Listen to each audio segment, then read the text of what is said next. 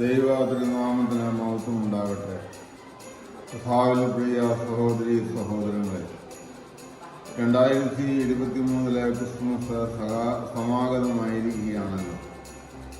ആട്ടിടയന്മാരുടെ നിഷ്കളങ്കതയോടും വിദ്വാൻമാരുടെ ഹൃദയ പരമാർത്ഥതയോടും സ്വർഗീയ മാലാഖമാരുടെ സ്തുതിഗീതങ്ങളോടും കൂടി ഈ വർഷത്തെ ക്രിസ്മസിനെ നമുക്ക് വരവേൽക്കാം.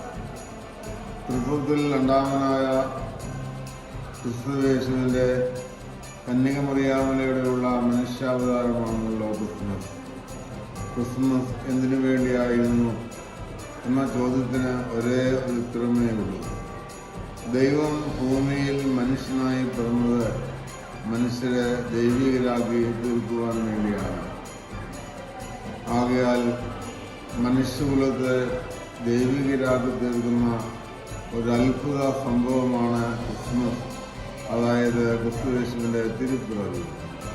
ക്രിസ്തുവിലൂടെ നമുക്ക് ഓരോരുത്തർക്കും ദൈവികരായി തീരാൻ കഴിയട്ടെ എന്ന ദിവ്യമായ സന്ദേശത്തോടെ ഓരോരുത്തർക്കും ക്രിസ്മസ് പുതുവത്സര ആശംസകൾ നേർന്നുകൊണ്ട് നിർത്തട്ടെ. നന്ദി, നമസ്കാരം.